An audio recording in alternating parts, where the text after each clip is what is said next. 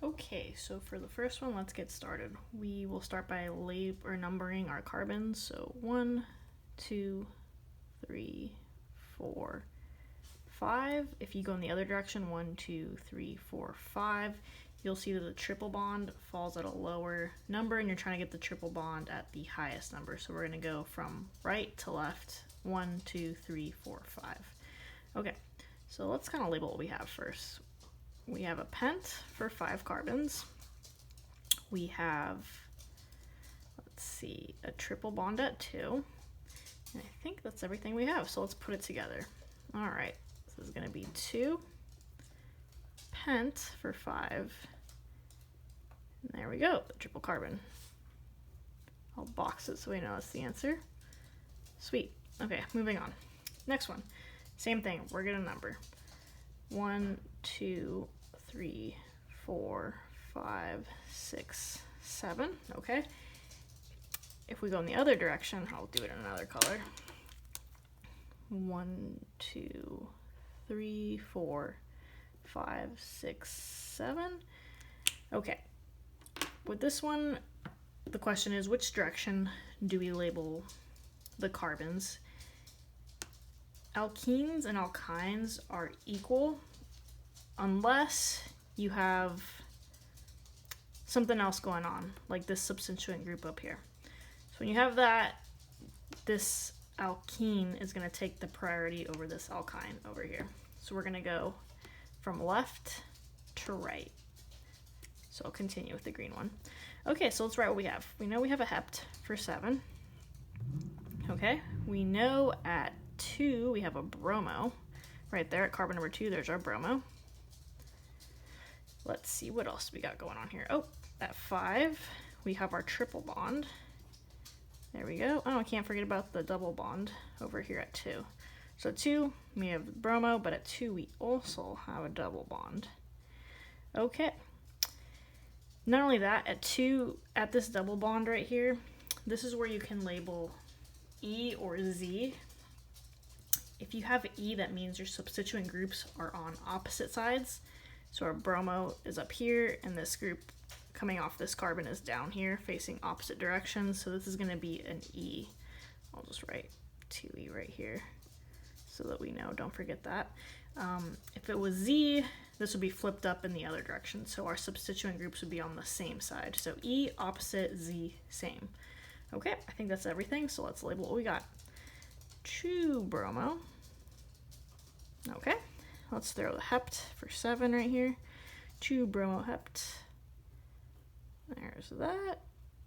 It's a 2E. And then we have the double bond listed in the middle. You can drop the last E. Okay, and then we have our 5. That should be a dash, and that's going to have our triple bond. Sweet, so that is the answer right here. Okay, moving on to the next one. Okay, so let's start labeling. 1, 2, 3, 4, 5.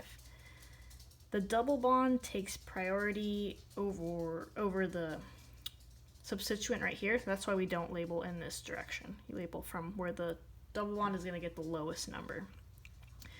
So we know we have pent for 5. Pent. We have 4 chloro, because we have a right there off of 4. 4 chloro, and we have a double bond right here off of our 1.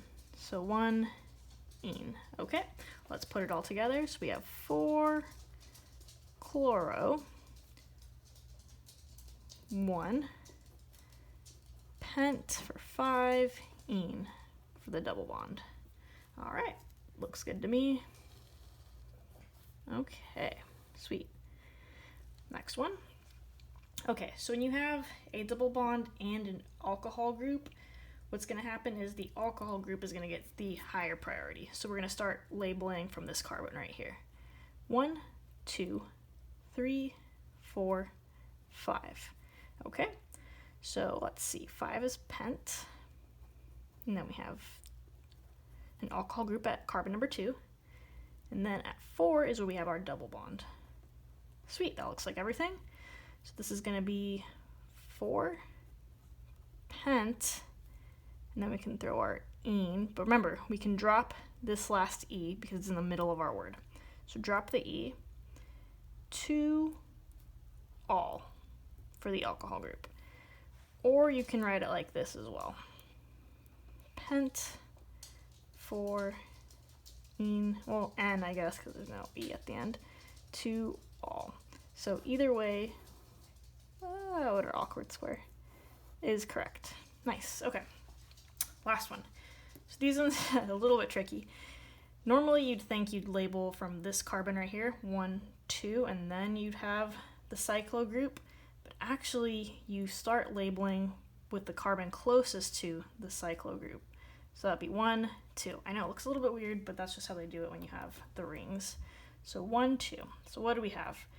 Well, we have a cyclo, closed circle, and it's going to be a pent because there's 5. 1, 2, 3, 4, 5.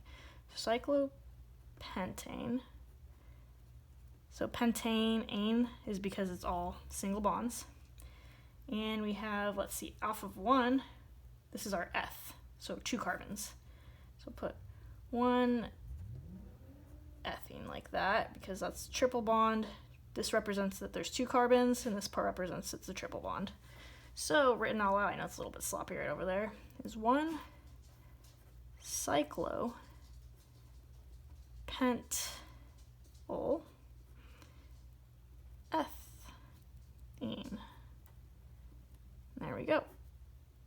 Box that. Sweet. Hopefully these made sense. If they did not, please leave a comment below, and I will try to answer any questions that you guys have.